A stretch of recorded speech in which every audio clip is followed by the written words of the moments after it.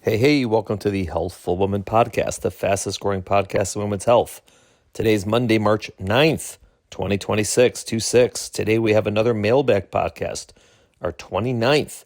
What does the fox say? We will be covering the following fascinating topics: alcohol in pregnancy, the immune system in pregnancy, fast labors, placental pathology, and do I need to go to the hospital for first trimester bleeding? Thanks to our wonderful listeners, Megan, Abigail, Jamie, and Anita for sending in today's questions. As a reminder, if you would like to send in questions for our mailbag, you can email us directly, hw@healthfulwoman.com, or go to our website, www.healthfulwoman.com, and click on the link that says send us your questions. Please remember, these questions you send in are for our Mailbag podcast, not for your own personal medical advice that you need answered quickly. For those questions, please ask your own doctor. All right, thanks for listening. See y'all next week. Welcome to today's episode of Healthful Woman, a podcast designed to explore topics in women's health at all stages of life. I'm your host, Dr. Nathan Fox, an OBGYN and maternal fetal medicine specialist practicing in New York City. At Healthful Woman, I speak with leaders in the field to help you learn more about women's health, pregnancy, and wellness. Hey everyone, welcome to our Mailbag podcast, number 29. What does the fox say? Our first listener, Megan, sent in 2 questions. Hi, Dr. Fox, avid Healthful Woman listener since learning about your podcast on the toast. Thank you for giving women such an amazing resource for pregnancy and women's health. I found the preconception, morning sickness, and do's and don'ts episodes to be extremely helpful for me and my friends. I'm 12 weeks pregnant with my first, and I'm so grateful I learned about diclegis and Unisom from your podcast, as I don't think that would have been brought to me as an option. I didn't see my OB until 9 weeks, and they wouldn't help me virtually as I was a new patient to their practice. Oy, sorry to hear that. Anyways, I have 2 questions for you that relate to do's and don'ts in pregnancy. 1, alcohol. I can see myself enjoying a glass of wine every once in a while, maybe in my 2nd or 3rd trimester, not feeling excited about it as I'm still feeling a little nausea in the evenings. I'm already anticipating extreme concern/pushback from people in my life, specifically my mom. When I Google, quote, moderate alcohol use in pregnancy, end quote, only very scary warnings come up, warning against any use at all. I did listen to the episode you did with Emily about this and trust your alignment on moderate use. My question is, where are these studies published? Are they available to us to see and read? All right, I will answer that. Then I will go to Megan's second question. So in general, in terms of alcohol use in pregnancy, the issue is this. We know that high amounts of alcohol in pregnancy are absolutely not safe for the developing baby. And that's it really at any point in pregnancy, as far as we know. It's not just a first trimester phenomenon. And so it's discouraged to have any alcohol in pregnancy. Now, the question is, okay, is there a threshold? Meaning, how much alcohol causes these problems? Is there like a line where if you're below that line, it's perfectly fine, and above that line, you have risk? Or is it something where like 1 drop of alcohol will cause like 1 point on the IQ to be lower, that type of thing? And it's very hard to know that definitively, but definitely there are studies that have looked at moderate or low use of alcohol in pregnancy and looked at outcomes. And each study defined it a little bit differently, but let's say it's about a drink a day, plus minus. And that amount, I think a lot of people think in pregnancy would actually be a lot, but that's sort of their threshold, that sort of that or less they consider sort of moderate or low use, and above that is high use. And in those studies, when they looked at the outcomes of the children of women who drank that sort of lower amount of alcohol, they could not find any adverse effects on the children. And there's pretty long-term follow-up on this. And so the best data that we have would suggest that if you do have a glass of wine here and there, it's not dangerous. So the issue is, okay, if that's the best data that we have, why is there this rule that you shouldn't have any alcohol in pregnancy? And as I said in other podcasts before, I think the reason that, rule exists or that sort of recommendation exists is not because it's known that small amounts of alcohol are dangerous. It's because there isn't a known benefit to having small amounts of alcohol during pregnancy. And so the thought is, okay, here we have something where we know that a lot of it is not good. We think that a little of it is not particularly dangerous, but it's hard to know that 1,000%, right? It's hard to prove it, but it doesn't seem that way. So it's just easier to say don't have any alcohol at all rather than saying, yeah, it's perfectly fine to have a couple of drinks here and there. And I can see both sides of the coin. I can see the argument that, you know what, it's just better to abstain completely from alcohol. And I can also see the argument that, listen, there's no evidence that small amounts of alcohol are actually dangerous, so why are we telling women this? And so the way I counsel women about this when they ask me is they say, listen, the party line is no alcohol at all. And probably that's, as a strategy, the best way to go. But if someone were to have small amounts of alcohol, low amounts of drink here and there, like the sort of amounts you're talking about, as far as we know, it's not dangerous to the baby and people shouldn't be worried that it's going to be very dangerous to the baby. And so that's sort of how I counsel them, trying to balance both sides of that argument between not having any alcohol whatsoever with trying to use the data, which suggests that low amounts of alcohol are not dangerous at all. In terms of your specific question about where are these studies, how do we find them? So there's a lot out there. I would say the easiest way, in my opinion, to access them, if you go to my practice website, not the podcast website, but the practice website, which is www.mfmnyc.com, and you go along the top, there's a tab that says resources. And in the resources, there's a link to something called do's and don'ts in pregnancy, which is a link to an article that I wrote that's published in what we call the Green Journal, which is Obstetrics and Gynecology, the main journal in the US for OBGYNs. And there's a section on a lot of things, but in my section on alcohol, which pretty much says what I'm saying now, plus minus, there are references and you can go, the references are listed in the back of the article. So like reference 11, reference 12, whatever the numbers there are, you could see in the back exactly where they are. And then you can try to go directly to the source to look at the studies themselves to see if that's helpful. I will say that you are correct that this is definitely a topic about which people have very strong opinions and people can be judgmental, maybe in a bad way, maybe in a good way. However you look at it, I got feedback from, I believe it was a listener, although I guess it could have been someone who didn't listen to the podcast, but maybe was a patient in my practice. I don't really know. But the feedback I got was a letter that came to my office basically scolding me for any position about alcohol and pregnancy that was not very sternly against it. And so they were very, very upset that I was saying what I'm saying right now, which is what the data shows and trying to sort of balance all these things. They did not like that. I haven't got a lot of negative feedback. I think that most people do appreciate understanding sort of where these recommendations come from, what the data shows, and so people can make some decisions for themselves, understanding sort of the background. But I get it. This is definitely a hot topic for a lot of people. Okay, Megan's second question, number 2. Immune system in pregnancy. Do pregnant women have a suppressed immune system? If so, how suppressed?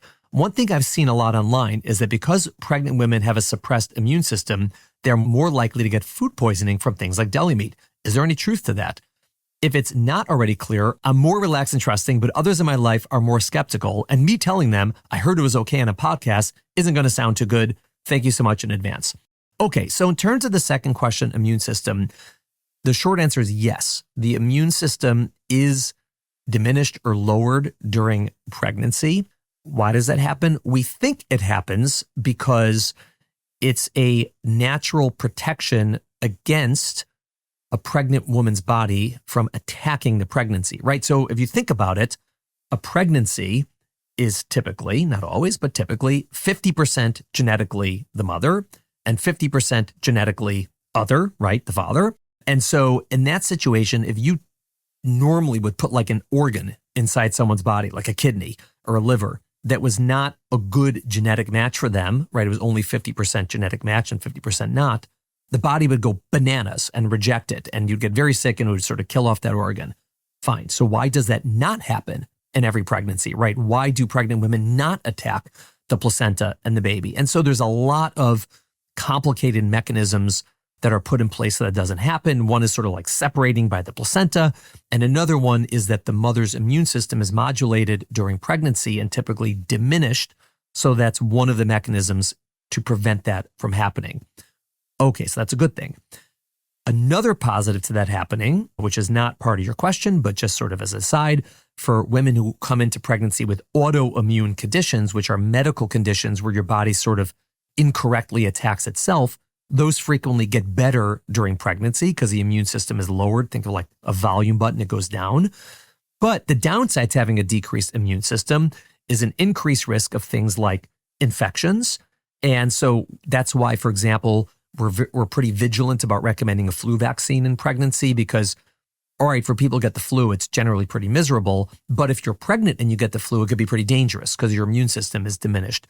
That was sort of similar why initially with the COVID vaccine, pregnant women were sort of on the high-risk group because the thought is their immune system is diminished and therefore they're at a higher risk of getting sick from infections. All true. In terms of deli meat, it's not deli meat. It's that there's this bug that has been in deli meat in the past called listeria. And yes, it is possible that pregnant women who ingest listeria are more likely to get infected with it, get sick with it, compared to someone who's non-pregnant. Whether that specifically means you have to avoid deli meat is debatable because listeria is not commonly in deli meat. It hasn't been in a long time. Listeria is something that can, and we've had a podcast on listeria or questions about listeria in the past, is something that can be found in many things from time to time. So it's been in lettuce, it's been in cantaloupe, it has been in deli meat, it's in unpasteurized dairy products, it has been in hummus, it's been in ice cream, it's been in a lot of things. And so if there's a breakout of listeria, you avoid that because yes, when you're pregnant, you have a higher risk of getting listeria, which could be dangerous for the mother and dangerous for the baby. Sort of the one on the list that people always avoid is unpasteurized dairy products because that's like the highest risk of getting listeria. But all those other ones, usually it's based on what is sort of a local breakout, whether it's happening or not happening. Deli meat is something that some people always recommend not or recommend against always, and others just if there's an outbreak, and that's sort of where it's debatable what to do with deli meat. But the other things typically people eat unless there's a breakout, and then the unpasteurized dairy people typically do not eat when they're pregnant. All right, thanks Megan for both questions. Our next question is from Abigail. Hi, Dr. Fox. Thank you for all you do and for the super informative podcast. Thank you, Abigail. In my first pregnancy, I gave birth to twins after naturally going into labor at 34 weeks. And in my second pregnancy, I gave birth at 40 weeks, but it was a super fast birth. And I almost didn't make it to the hospital. I was living across the street, ! I'm now in my third pregnancy and I now live more than 25 minutes from the nearest hospital and I'm worried I might not make it in time. I'm wondering if there's some sort of consistency between pregnancy as to how fast labor goes, or if you have any recommendations how to identify labor to get going to the hospital before it's too late. Great question. So Abigail, it's not entirely predictable, but usually if someone has a fast labor, they're going to have fast labors. Now, not always, right? Sometimes we'll see a situation like yours where the second labor was very, very fast and then the third is not as fast. So obviously it's not entirely the case, but I certainly agree that you should be on high alert that you're going to have another fast labor. Why wouldn't it be fast the next time? We don't quite understand. Maybe it's related to the size of the baby. Maybe it's related to the uterus, how far pregnant you are, this or that. So we're not, it's not entirely clear, but it can go in either direction. But in general, if someone has a fast labor, we sort of like mark that as this person had a fast labor. So what do you do about it? There isn't a perfect answer for what to do about it, right? Living 20 minutes from the hospital, 25 minutes from the hospital is not that far. I mean, obviously, last time you lived across the street. In general, there's a few possible strategies for what to do.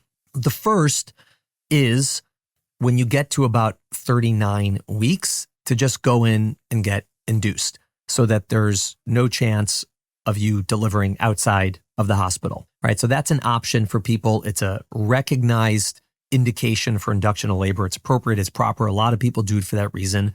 It's going to work if you're going to deliver at 39 weeks or later. If you were going to go into labor prior to 39 weeks, not going to work. But last time you went into labor at 40 weeks, so maybe that's an option for you, reduces the stress. Some people, they're worried about literally delivering outside the hospital. Others, it's, well, I'm pretty sure I'll get to the hospital, but I'm worried that I'll be so far along, I won't be able to get an epidural. I mean, there won't be enough time for that, and that I don't want to have that painful birth. And so for either of those, that's one strategy. The other strategy is just sort of being hyper vigilant. The first contraction or the second contraction, whatever it is, or any chance your water's broken, just like start heading to the hospital, call on the way. And if you have a couple of false scares, so be it. But that's sort of another one. The third, which is probably the least helpful, is to have someone check your cervix and try to give you a sense of what's going to happen. But the problem is, so let's say you're 37 and a half weeks and we check your cervix and it's closed. Does that mean you're not going to go into labor in the next week? No. Or if you're 2 centimeters dilated or 3 centimeters dilated, like what are you going to do about that? You're not in labor. So unless you're like literally 6 or 7 or 8 centimeters dilated without feeling it, which happens but is pretty unusual, the strategy of having your cervix checked is not likely going to do a lot more as compared to the first two strategies. So I would stick with the first two, which is number one, if you're really worried about it, go into 39 weeks to be induced. And number two, either after 39 weeks, if you didn't do that strategy, or before 39 weeks, if you are planning that strategy, literally just be hyper vigilant, have your bags packed, don't ever be alone with your kids where you can't just run out, anything like that. Have a go plan, as I say, or a jump plan at all times for how am I going to just pick up and go to the hospital immediately if I have any symptoms. Sure, you may get a false scare and ends up getting sent home, but better than the alternative if you're concerned about delivering outside of the hospital. Next question is from Jamie. Thank you for your informative podcast. Luckily, I happened to listen to your operative delivery episode before my recent birth, so I was informed and confident when my OB suggested vacuum delivery, and I truly believe it helped me to avoid a C-section. Jamie, thank you for that feedback. This is literally why we do it. I really appreciate that. So awesome. Okay, Jamie's question. My placenta was sent out to pathology, and the results revealed a marginal cord insertion and high-grade fetal vascular malperfusion. It was also over the 90th percentile in size. I was tracked very closely during pregnancy, including 10 ultrasounds, and this was never detected. Luckily, I had a routine pregnancy and no comorbid conditions, and my baby had no adverse outcomes. How common is it for this condition to go undiagnosed prior to birth? Was this more likely a problem on the fetal side or the maternal side? And is it likely to recur in future pregnancies? Do you think the size of the placenta made up for the poor perfusion? All right, so Jamie, great question. In terms of, you're referring to a condition, right? When you said how common is it for this condition to go undiagnosed? So I would take a step back and say that findings on placenta pathology, I wouldn't necessarily refer to as a condition. And the reason is that when we send the placentas to pathology, so what does that mean, right? So baby's born, placenta comes out, and then we see this placenta. It looks like a big jellyfish, right? We have it sitting in a bucket, and then we have two decisions, or one decision about what to do with it, right? Unless someone's taking it home and encapsulating it and doing all that stuff. Okay, so let's assume the hospital, we're keeping the placenta. We have two options. One is basically it goes to medical waste. They, burn it and dispose of it, however they dispose of placentas. Or the other option is we sent it to a pathologist. So the pathologist is a physician whose job is pathology. They look at many different things like, biopsies. They look at organs. Sometimes they do autopsies. But there are people, and what they do is they take the placenta and they sort of slice it up and put it on slides and look at it under the microscope and do all these things and give us all these diagnoses. And so the question is that useful, right? Is that a useful thing to do, right? So when people have organs removed from their bodies or biopsies done, the reason they're doing that is, and sending it to pathology, is to determine what's going on. Like, is this cancer, pre-cancer, no cancer? Or is this condition A, condition B, condition C, things like that. So with the placenta, we're not looking for cancer, but it's conceptually the same thing. Like, are there findings of the placenta that can A, maybe explain complications that occur during pregnancy, or B, predict future pregnancy complications? And what I would say is, in general, the science around placental pathology is confusing, and it's confusing for many reasons. Number one, there are people who do it a lot and are considered experts in it. And then there's a lot of people who do it and don't do it a lot and do not have the same expertise in teasing out certain things. So number one, sort of the quality of the report you get back, I would say, varies much more widely for placentas than maybe it does for other organs or other, biopsies or whatnot. Number two, frequently, if we send placentas to pathology, we'll find things that really were not evident in the pregnancy that did not manifest in the pregnancy. So for example, for you had a healthy pregnancy, healthy baby, and the placenta says there was this high-grade fetal vascular malperfusion, meaning that something in the blood vessels was not perfusing the placenta properly. But as you said, the placenta was big, so that doesn't make a ton of sense.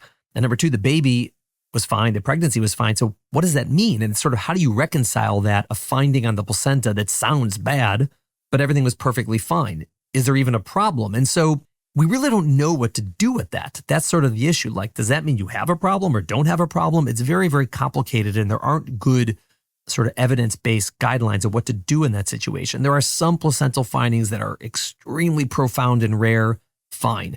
But in terms of things like that, it's really hard to know, what to do with that. Sometimes, for example, you'll have the opposite situation. You'll have pregnancy, really complicated. Mother has high blood pressure, the baby has growth restriction, there's an abruption, there's all these things going on, and the placenta pathology comes back perfectly normal, no issues whatsoever. You're like, well, there was clearly a problem, like something was going on, but the placenta didn't show it. And so it's not as sort of linear, like problem to placenta, right? So problem to placenta, they're not linked as well. And so there's a lot of variation in when people even send the placenta to pathology to get examined. And it really, some hospitals will have like protocols about, we're going to do it for this condition and we're not going to do it for this and this. Some doctors decide themselves. Some people send it all the time. Some people send it none of the time. And there's sort of everything in between. And so what I would say for you is that the findings that they had, a marginal cord insertion is pretty common, doesn't usually mean much of anything. Just means the cord didn't plunk into the middle of the placenta, but it was more towards the edge. Usually not a big deal.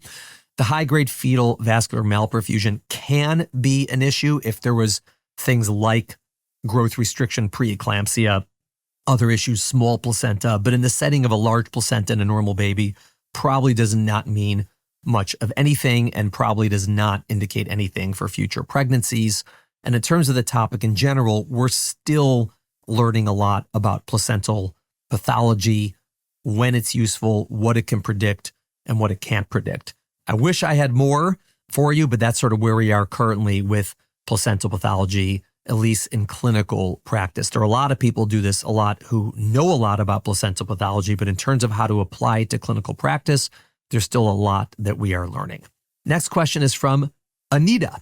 Hi, Dr. Fox. I'm a huge fan of your podcast and often send specific episodes to friends as we navigate pregnancy and motherhood. I love that you have no ads. Thank you. All right, Anita, thank you for that. For the record, we are okay having ads. If someone wants to sponsor the podcast, we are happy to take ads to help defray some of the costs. I think we're actually going to have a sponsor either soon after this podcast drops or already by the time this podcast drops. So if we have ads and you dislike them, I apologize, but we'll try to keep them light and not too obtrusive or anything like that. All right, my question is, Anita's question is it always necessary to go to the doctor/hospital if you bleed in your first trimester? Backstory. For my first pregnancy, I had a cramp and bled on Super Bowl Sunday. Ooh, now I'm curious which Super Bowl. When I was about 5 weeks pregnant. Since it was Sunday, my OB sent me to the ER. I was thinking since it was Super Bowl Sunday, the OB's like, nope, I am not available today. All right, since it was Sunday, my OB sent me to the ER and I spent the whole day there. The result was a quote unquote threatened miscarriage and a $12,000 bill. That pregnancy was otherwise uneventful and I birthed my daughter. In my second pregnancy, I had bad cramping and some blood on a Tuesday night and my doctor didn't have openings on a Wednesday and has a closed office Thursday and Friday. So again, I spent the entire day in the ER and left with a diagnosis of quote unquote subchorionic hematoma. And again, a $12,000 bill. Again, normal pregnancy and healthy boy. Listening to your podcast, I know that both bleeding and subchorionic hematomas are common and overall uneventful. So I'm wondering, the third time around, if I bleed, can I say I don't want to go to the ER? God forbid it's a miscarriage. What's the rush anyways? All right, Anita, great question. First is, maybe we got to change your healthcare plan so you don't get $12,000 bills when you go to the emergency room. So hopefully we can do that for you because that's quite a hefty bill to pay for going to the emergency room. All right. So that notwithstanding, really, really interesting question. So first trimester bleeding in general is not a medical emergency, meaning the life and health of the mother is typically not threatened when there's first trimester bleeding. And usually for the pregnancy, while it might indicate an impending miscarriage, it often does not. And whether it does or does not, there's usually little that we as doctors can do about it. There are exceptions to that, meaning there are people who can have like hemorrhage during the first trimester, in which case it can be a medical emergency. Probably pretty uncommon that we have an opportunity to intervene, but maybe sometimes. And so ultimately, from a medical perspective, you are correct. If someone has first trimester bleeding, often they do not need to be evaluated quickly. One of the exceptions is if you don't yet know what's going on with the pregnancy, right? So for example, if someone has first trimester bleeding and they have never been seen in the office yet, I don't know that they don't have an ectopic pregnancy, which that can be an emergency for the mother. But if we already know there's no ectopic pregnancy, meaning someone's been to my office, had an ultrasound, we know there's a pregnancy, we know it's inside the uterus, whether we've seen a heartbeat or not seen a heartbeat yet, if they subsequently have bleeding, I know it's not an ectopic pregnancy. But if they've never been seen in my office and all they have is a positive pregnancy test at home and now they're bleeding, the concern is that they might have an ectopic pregnancy. So that is one reason why people might get sent to an emergency room on a Sunday if they're having bleeding early in pregnancies, because the doctor is like, listen, I don't know if you have an ectopic pregnancy, and that's really something you don't want to just sit on. And so I need you to get evaluated. So that's one reason. Now, what if we already know the pregnancy is inside the uterus? Then what do you do, right? Meaning it's not an ectopic pregnancy. So if we know the pregnancy is inside the uterus, it's generally not a situation where it's a medical emergency to go to the emergency room, but sometimes people are just really worried. Understandably, they're like, I want to know, is this pregnancy still viable? Is it not? Is there a heartbeat? Is there not? Am I miscarrying? Am I not? Right? It's very anxiety provoking, understandably, to have bleeding in the first trimester. And so what to do in the setting of first trimester bleeding logistically, like, do I need to go to the emergency room? Do I need to go to the doctor immediately? Can I wait a few days? Depends on several factors. So if someone's calling me with first trimester bleeding, one of the first things I want to know is, do we know already that this is a pregnancy inside the uterus? If the answer is no, I don't know the pregnancy is inside the uterus, it could be an ectopic pregnancy, I will want to see them in the very near future. Whether that means going to an emergency room or coming to my office the same day or the next day, again, depends on other symptoms, risk factors, this and this and this, but they should be seen relatively soon because there's a possibility of an ectopic pregnancy, and that's something you don't want to sit on. If I already know that there's a pregnancy inside the uterus and now there's bleeding, well, again, it sort of depends on the anxiety level of the mother, right? And so I'll say to her, let's say I get this call on a Sunday morning.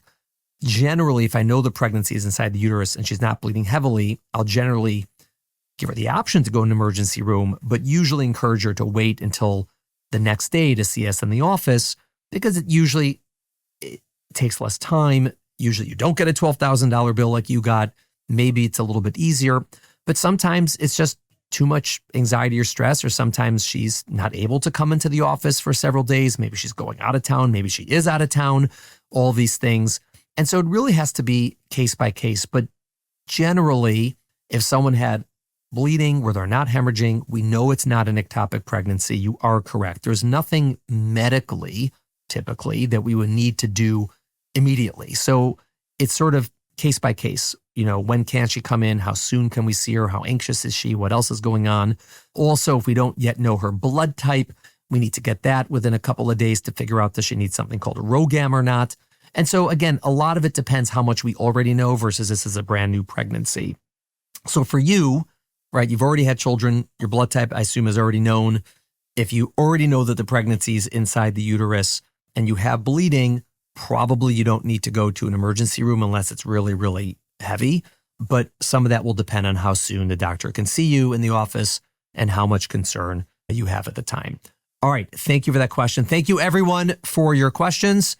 We'll see you next week. Thank you for listening to the Healthful Woman podcast. To learn more about our podcast, please visit our website at www.healthfulwoman.com. That's HEALTHFULWOMAN.com. If you have any questions about this podcast or any other topic you would like us to address, please feel free to email us at hw@healthfulwoman.com. Have a great day. The information discussed in Healthful Woman is intended for educational uses only and does not replace medical care from your physician. Healthful Woman is meant to expand your knowledge of women's health and does not replace ongoing care from your regular physician or gynecologist. We encourage you to speak with your doctor about specific diagnoses and treatment options for an effective treatment plan.